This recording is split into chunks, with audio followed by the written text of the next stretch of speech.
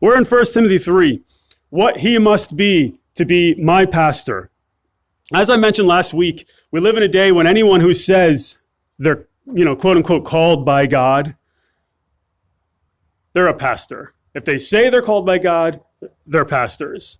And it doesn't matter if they're trained. It doesn't matter if they're tested. It doesn't matter if they're qualified. Churches today are full of unqualified leaders who are unfit for the office. Men who are not qualified for leadership. Men who are not authorized to have leadership. The Apostle Paul is writing 1 Timothy. He's writing this letter to a young pastor, Timothy, whom he's discipled, who's serving as a pastor of the church at Ephesus. It's a letter written by a pastor to a pastor. In it, Paul calls Timothy to protect the church from false doctrine. And one of the best ways to do that, one of the best ways to protect the church from false dogma is to have a qualified, biblically trained leadership. Last week, we focused on the first qualification for ministry, the first qualification for a pastor, and that is desire for ministry. It all starts with desire. Now, unfortunately, in today's society, for too many people, that's the ending point. We talked about that last week. If they desire ministry, then everything else gets thrown out the window, and they're quote unquote called. A lot of people confuse what it means to be called, if we're even using that terminology. Most people think, I have a desire to do it, therefore I'm called, and that's just not biblical at all. That's the starting point. That's the first thing that we look at. Those people pretty much ignore the rest of the qualifications. They forego training. They forego being approved by faithful men of God in seminaries. Nevertheless, a strong desire for ministry is a necessity. It is essential. It takes a strong desire for ministry to persevere through opposition. It takes a strong desire for ministry in order to deal with the sacrifices that ministry often calls for. Now, before we get into the rest of the passage, I want to remind you briefly what an overseer is. We talked about this last week. I won't spend long on this, but an overseer or a bishop, King James Version, a bishop, if a man desires the office of a bishop, overseer, he is one who oversees, right? It's not rocket science. It's pretty simple, actually.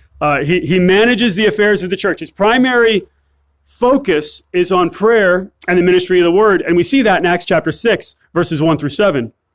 Thus, an overseer, a bishop, oversees all the spiritual aspects of the ministry. On top of that, the New Testament makes it clear that the bishop, the overseer, is also an elder.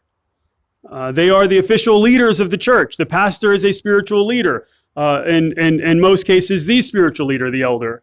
The New Testament also makes it clear that the overseer or bishop, who is an elder, is also the pastor. So the pastor, elder, bishop is one office. And in his role as a pastor, he shepherds the flock. He guides them in the truths of the word of God.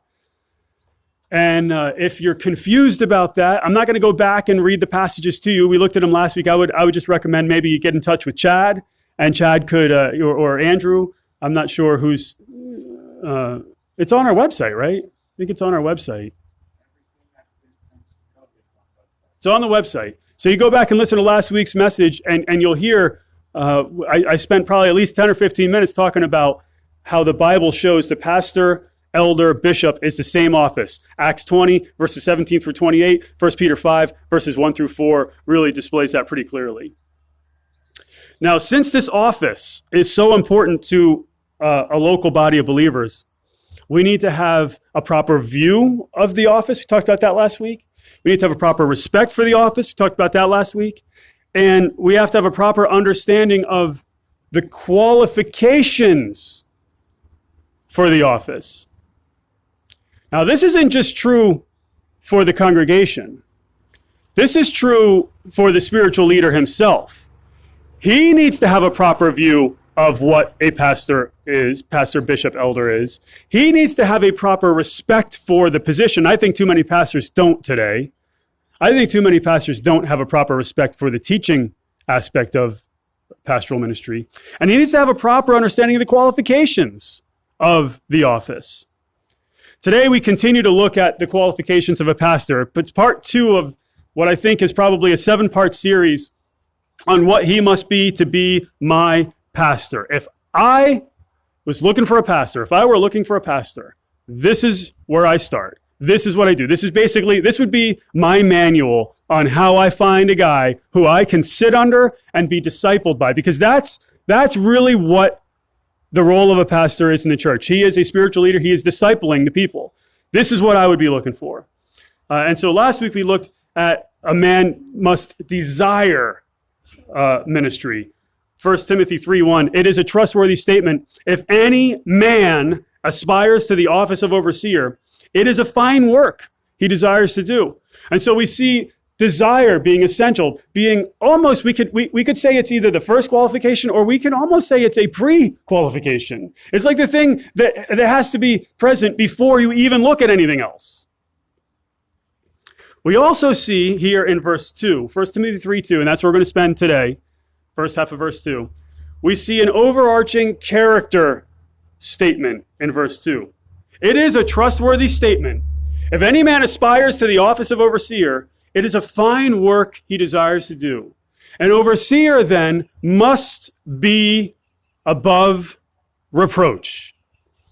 Or in the King James says, a bishop then must be blameless. A bishop therefore must be blameless. This is kind of like an umbrella statement. That is, it's a very general, all-encompassing statement. Everything that follows in verses 2 through 7 really are an explanation of this statement of what it means to be above reproach.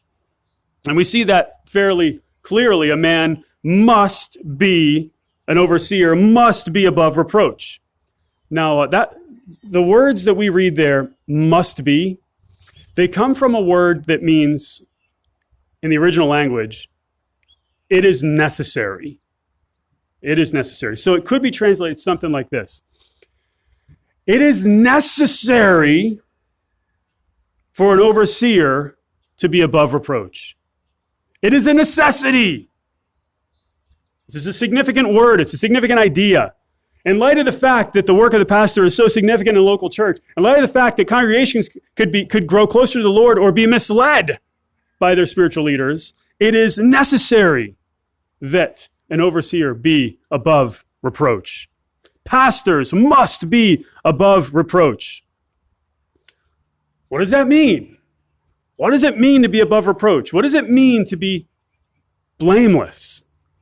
Anyone remember what Pastor Thornton used to say? Paul, you remember what Pastor Thornton used to say about that? I can't hear you. Yeah. He used to go, blameless does not mean sinless. Do you remember that? Anyone remember that? I remember it. It stands out for some reason. To be above reproach does not mean that a guy's sinless. I mean, 1 John tells us that if a man says that he is without sin, he's a liar, and the truth is not in him. So don't misunderstand what it means. Like, don't expect your pastor. I mean, look, nobody in this audience expects their pastor. Everybody knows that this pastor has, is not sinless, right? Everybody in this audience has seen me and seen like the quirks or whatever else, right?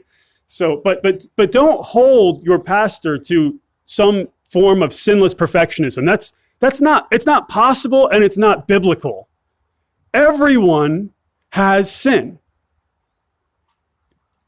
Even pastors, as much as anyone else, they deal with sin in their lives. To be above reproach does not mean that a pastor is sinless, and it doesn't even mean that he doesn't bear reproach. In other words, it doesn't mean that accusations can't be made against him. Pastors see more accusations in a church than just about anybody. The pastor is probably the most gossiped about person in the average local church.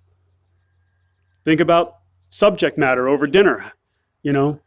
Probably the guy that gets spoken about the most is the pastor, and people will make all kinds of false charges against pastors. I've had some pretty ridiculous charges made against me over the years. I've been in ministry now 12 years. And I don't keep track of the charges, you know what I mean? But I've had some pretty ridiculous ones thrown out there. Let me give you a few of my favorites. I've been called a communist. All right, I'm a communist. Can you imagine that? I'm a communist. I mean, listen, I'm a right-wing conservative. You know, I'm pretty far from communist. I've been called anti-American.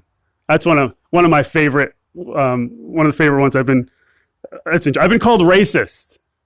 Okay, I've been called racist. Now, anybody who sits and listens to me preach, you couldn't come to that conclusion just listening to me preach, right? I've been called sexist and a bigot. Okay, can you see why desire for ministry is such a necessity, right? Because you need to have that strong desire in order to deal with some of this opposition and some of the ridiculousness that happens. I know a pastor who was falsely charged of sleeping with a parishioner.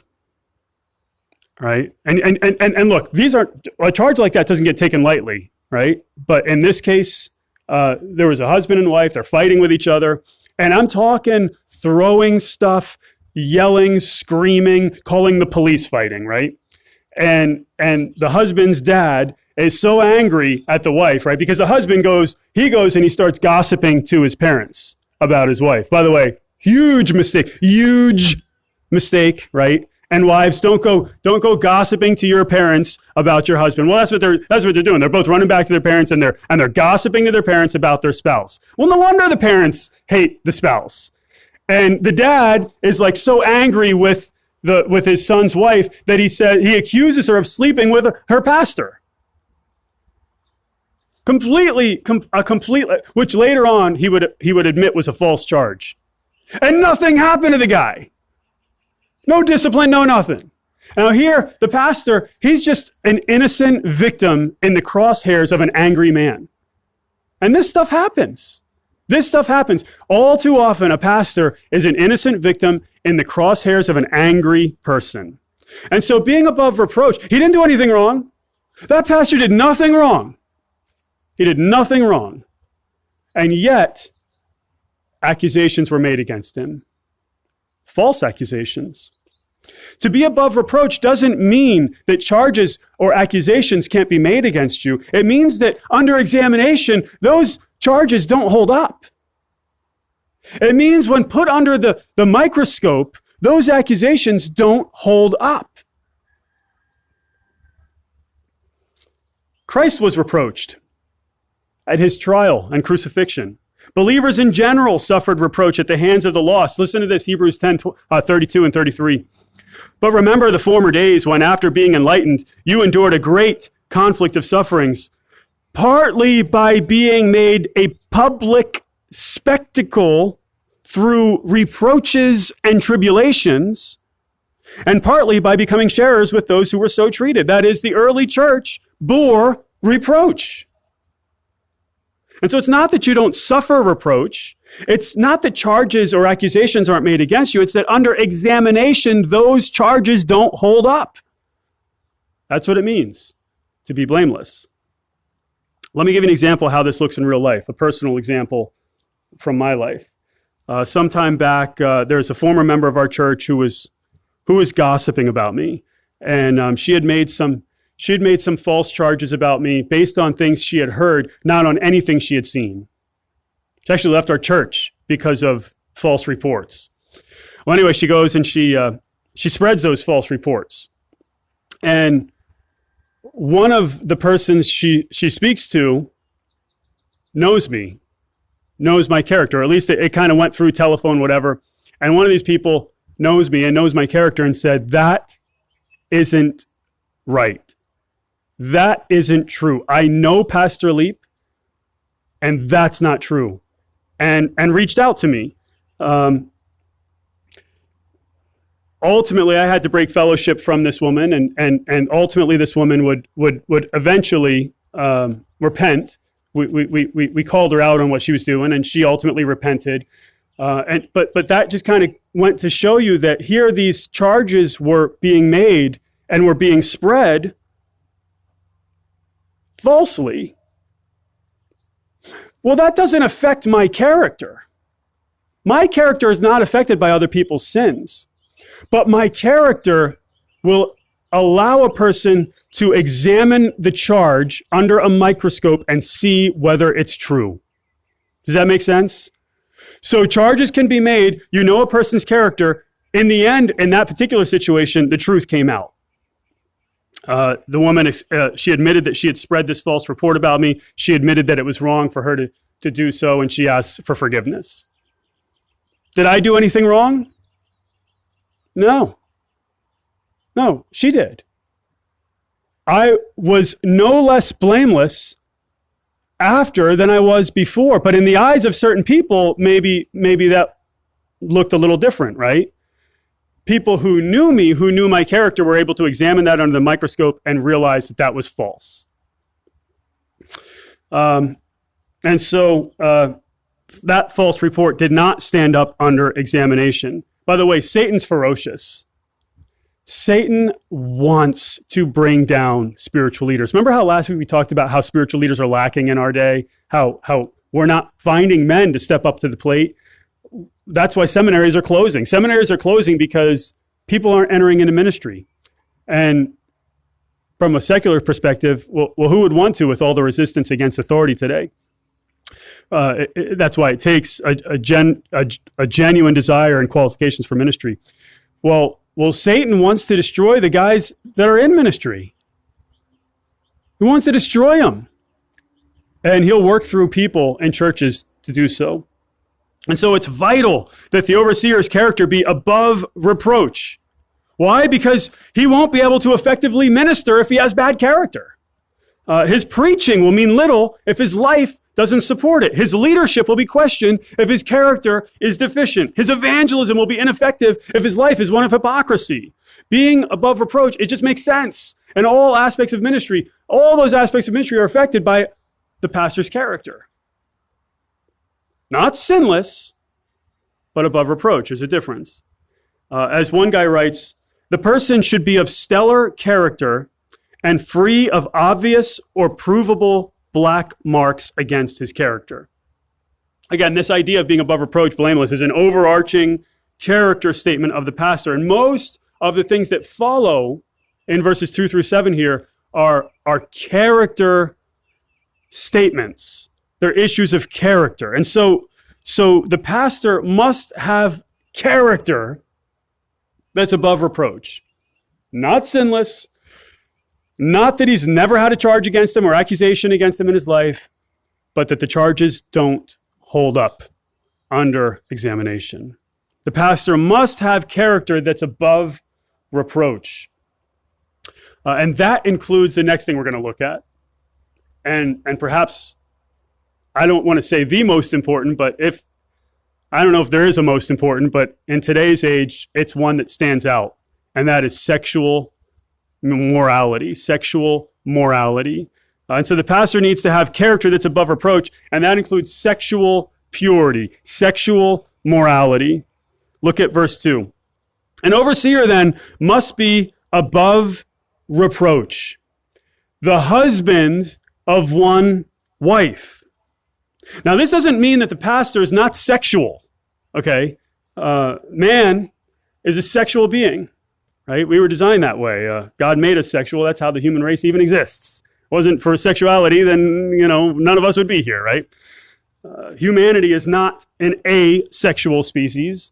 That is, we don't lay eggs, right? I mean, I don't know. Maybe some jokes, we'd say that guy laid an egg. I don't know. But we're a sexual species. And I have no problem talking about sex from the pulpit. I have no problem talking about sex in counseling. In fact, in the premarital counseling that I've done, I think we've probably had conversations about sex in every single couple that I've helped with that. And so, biblically speaking, sex is something that God gave us. It's a good thing. Unfortunately, it gets twisted and misused in our society. Sex is a good thing. The Bible says a lot of things about sex. For instance, the Bible tells us that it's a sin to withhold sex in marriage, right? 1 Corinthians 7. We understand that a man must be faithful to his wife. We understand that sex outside of marriage is sin, but sex within marriage is good, right? Marriage bed is undefiled. Husbands and wives, I would say, should have as much intimacy as possible. As much intimacy as possible. It's a perfectly natural and good thing, but it must happen within the bonds of marriage.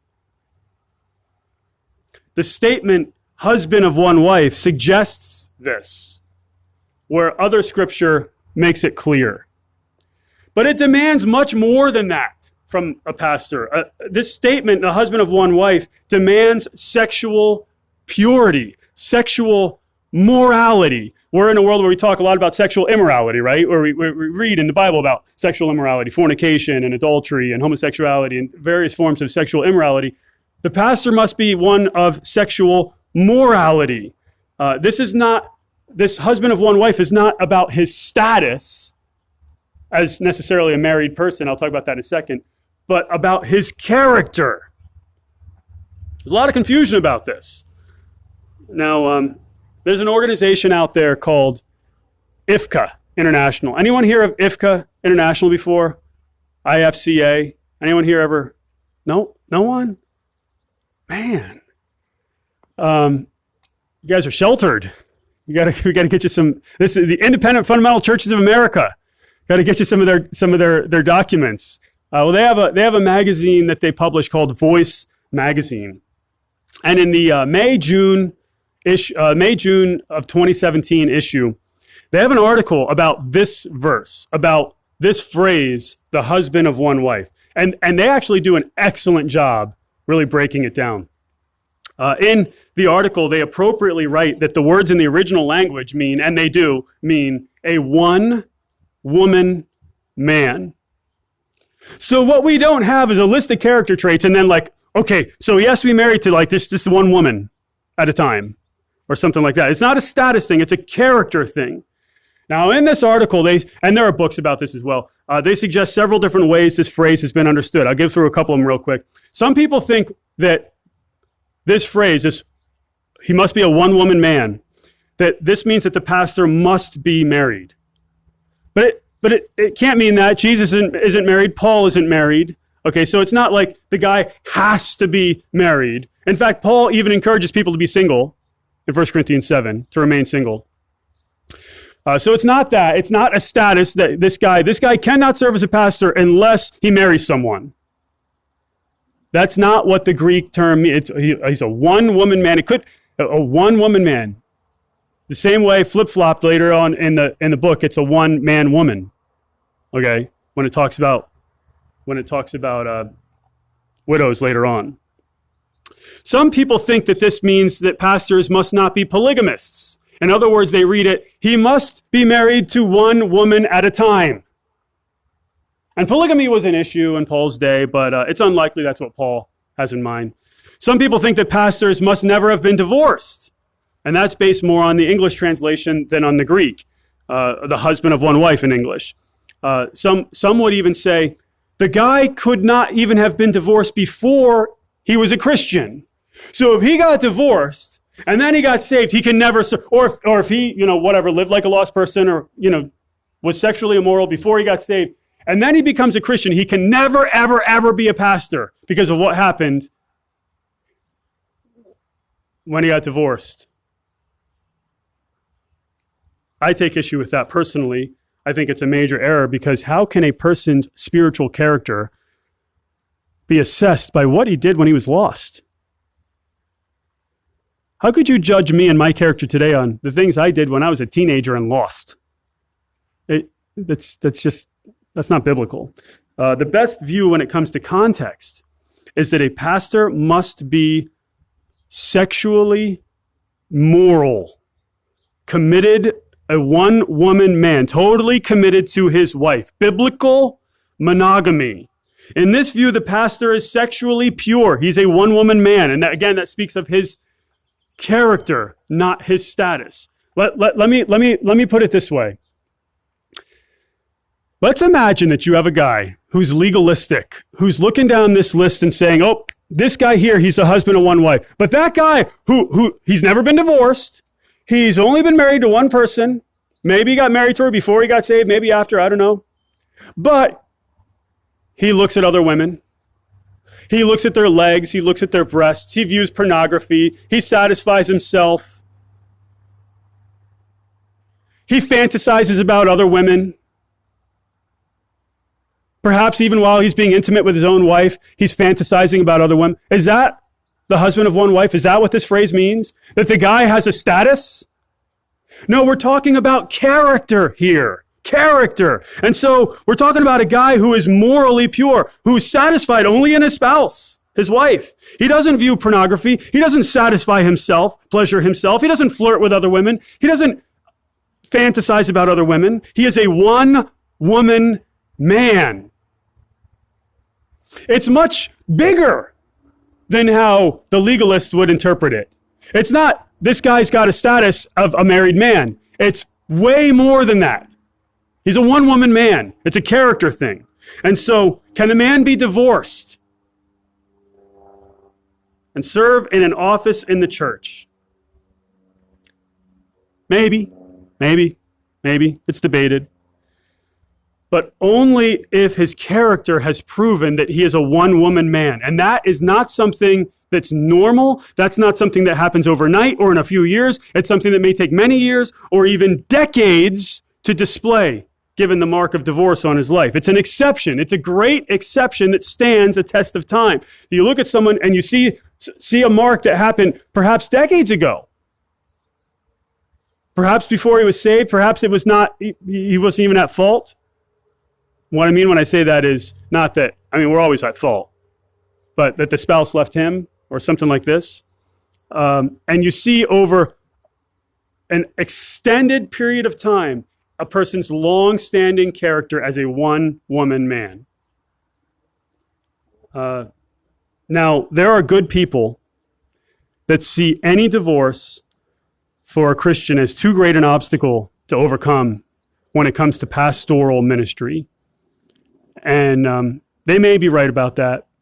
They're probably right about that. In other words, if a Christian has a divorce, it's going to be pretty hard for that guy to end up serving as a pastor someday. Others would disagree with that statement, which is why so many people listen to Charles Stanley even after he's gone through a divorce, right? I'll talk to people who will be like, oh no, a pastor should never be divorced. But then they listen to Charles Stanley. It's like, wait a minute, I'm not sure your theology's lining up here, right? So you have a situation like a Charles Stanley where some people would say, okay, his character overrides, he's a one-woman man. And they would be okay with him being a pastor or somebody they would listen to. I'm not necessarily here to tell you where to stand on that, apart from saying that character is the issue. And character is something that's developed over a long period of time. And if there is a mark on someone's character, it's going to take a long period of time to see what his character is beyond that. So, personally, I would have a challenging time. It would be an extraordinary situation to have a pastor who is divorced. It would be an extraordinary situation. Extraordinary. And maybe Charles Stanley is that situation. I don't know enough about the situation. I don't know. But anyway, the overseer must have character that is sexually moral. He must be a one-woman man. He must be committed to his wife, if he's even married. Why? Because the pastor deals with women. He's in a place of trust with women. Women may come to him in pain about their marriage. So the pastor needs to be trustworthy when it comes to dealing with women. He needs to be responsible to handle these women properly. Makes sense, right? Now, as most of you know, I'm no fan. I'm not the biggest fan that Billy Graham has ever had. Okay. Billy Graham would preach a gospel, sometimes clear, sometimes confusing. One of the things I didn't like that Billy Graham would do is he would say things like, you need to accept Jesus into your heart. And I didn't like, that's confusing. What does that even mean? That's confusing. That's not the gospel. The gospel is we place our faith in the completed work of Jesus Christ on the cross. I transfer my trust away from myself and away from whatever I can accomplish or any work that I can accomplish or sacrament or whatever. And I place it completely on what Christ accomplished at the cross. That's the gospel. Billy Graham wasn't always the most clear when it came to that. But the thing that frustrated me most about Billy Graham, and I'm going somewhere with this. You're like, oh, so all of a sudden this is a Billy Graham rant? I'm going somewhere with it. The thing that frustrated me most about this is that Billy Graham would have these crusades. He would work with anyone, no matter what they thought about the gospel, no matter what positions they held, no matter how unbiblical it was, whatever. He would have these crusades, and people would come forward to place their faith in Jesus Christ. They would pray to get saved, and then he would send them back to churches that reject the gospel. So how do you receive people who have gotten saved and send them back to denominations that reject the gospel message, to be discipled by people who refuse, who argue against the gospel? He would send them back to like mainline denominations, Roman Catholicism, whatever, right? You're placing your faith in Jesus Christ, and now I'm going to send you back to someone who rejects that truth. And they're going to teach you how to be a Christian. That I have a problem with. All right? That's why fundamentalists had a problem with Billy Graham. But he was right about how to handle women. Anyone here ever hear of the Billy Graham rule? Billy Graham rule? Paul, maybe a couple others. The Billy Graham rule. That is, the Billy Graham rule says that he would never be alone with a woman. He didn't make that rule up. You know what I mean? He didn't make that rule up. It was utilized long before him. But I think it should be called the Joseph rule, because look what happened when Joseph was alone with Potiphar's wife, right? I mean, Joseph, he didn't do anything wrong. Joseph was just minding his business, going to work, and he was alone with a woman, and that woman took advantage of the situation, and he ended up in jail because of it. And his character was tainted because of it. He didn't even do anything wrong. A good pastor protects himself against infidelity. And that Billy Graham rule or Joseph rule or whatever you want to call it, that's a good thing to practice. I don't have close relationships with ladies. I don't hang out with ladies. In fact, a lot of the ministry that takes place among ladies or two ladies in this church, my wife does that. So I'll ask my wife to call ladies a lot of times. Do I call or text ladies sometimes? Yeah, I do. I don't do it a ton, but my wife takes care of a lot of that stuff. And that's just a measure of protection that I put in my life. A good pastor protects himself against infidelity. He protects himself against charges of infidelity.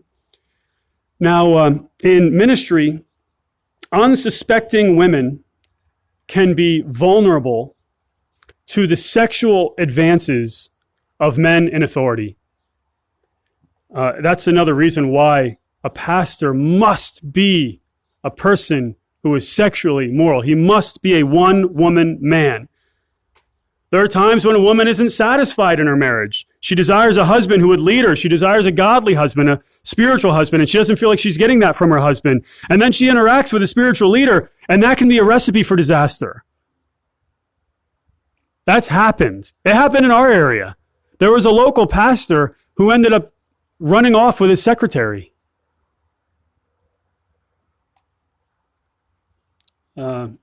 Pastor without integrity can take advantage of a situation like that. Reminds me of Jim Baker.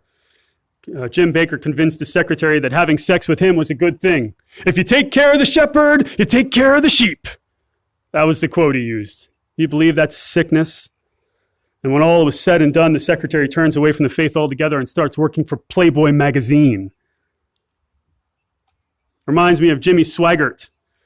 He repeatedly cheated on his wife with prostitutes, and he got caught with his pants down. And he made a big showing of it on live TV. I have sinned. And the whole congregation, they're all crying. But he never stepped down. He never resigned from ministry. And he continued being a TV preacher and continued to grow rich off of people's pocketbooks. Oh, yes, it looks like a real repentant guy, huh? A pastor needs to have sexual integrity because some women, even, are attracted to men of quote-unquote power. And these women view the office... These women mistakenly view the office of pastor as the office of power. I'll tell you, Pastor is not an office of power. It's not. From experience, he's perhaps one of the guys that gets listened to the least in a congregation, unfortunately. But there are so many things wrong with that understanding of a woman who's attracted to a man of power and sees a pastor as an office of power. It's a complete misunderstanding of the office of a pastor. Pastors, as we talked about last week, are servants, not authoritative dictators. It's not about power. It's about service. It's not about building the pastor's kingdom. It's about building God's kingdom. Now, you might be saying, Steve, or whatever you call me, Christian women don't think like that. And Christian women aren't after powerful men. Maybe.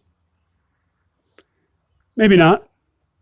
Some church women absolutely are.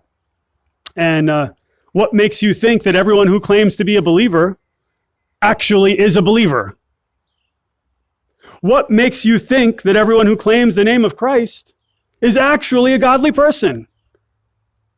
I'm going to tell you, some of the most ungodly women I've ever met in my entire life, I've met in churches. And that's true for men too. It's true for men too.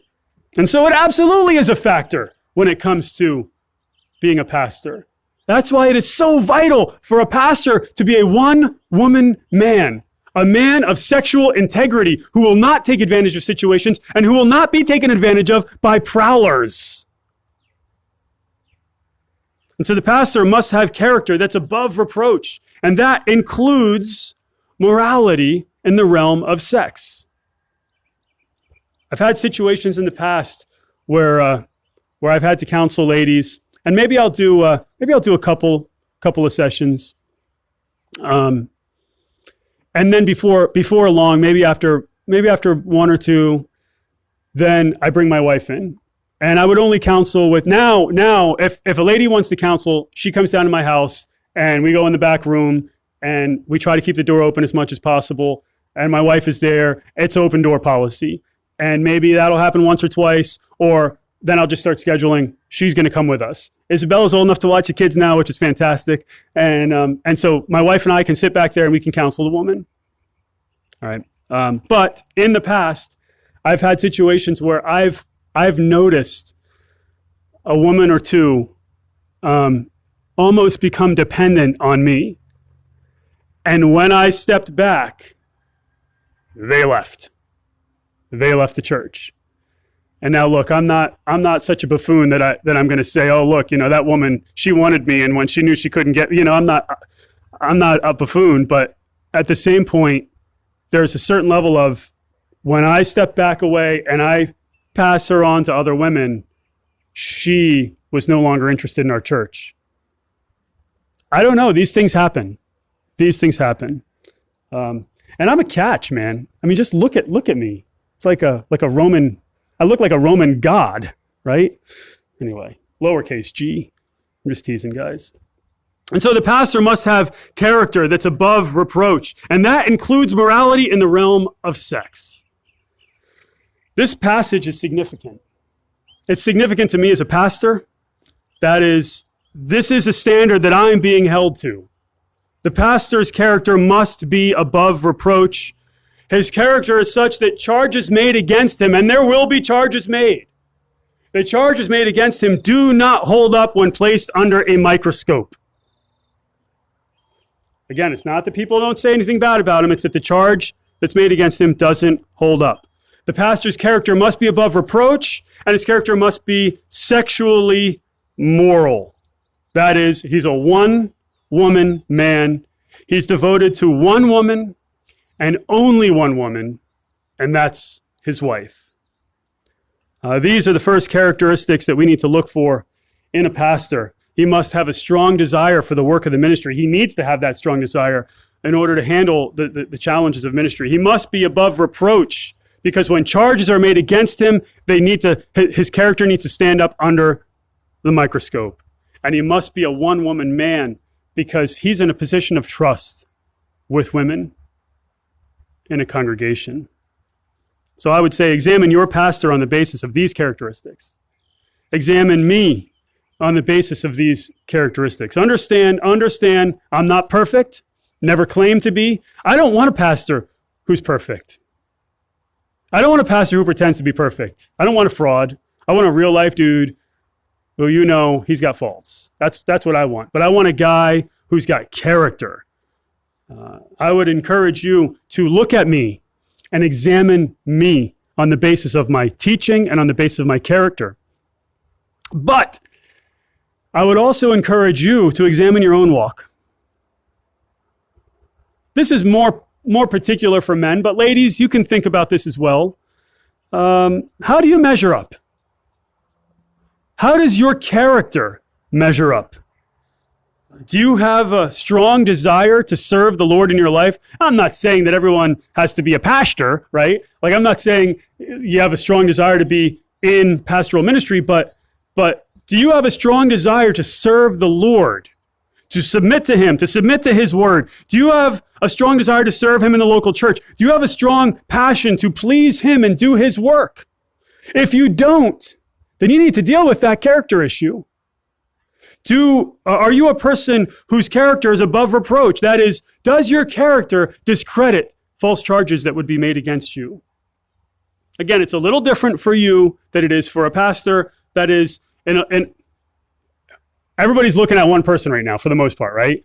Like, it's not you.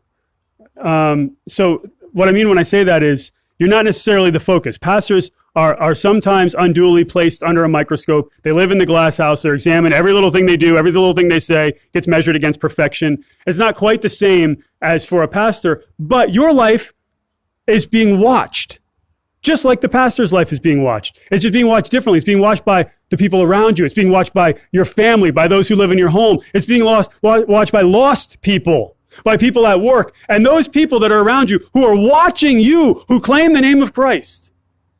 Are they seeing a person whose character is above reproach? Does your character stand the test? Are you a one-woman man or a one-man woman? That is, are you completely devoted to your spouse? Are you completely satisfied in your spouse alone? Or do you find satisfaction outside of your marriage, either physically or mentally? Because if you do it mentally, it's the same. That's what Jesus says. If you lust after a woman, if you look upon a woman to lust after her in your heart, you've committed adultery with her. Do you allow your thoughts to roam to other people, or are you satisfied in your spouse alone? I said a few weeks ago, I'm the type of guy that likes the lights on because I find satisfaction in my spouse. Okay. Pastors must be above reproach and must be sexually moral, as should any Christian. Brother Paul, would you come and lead us in song?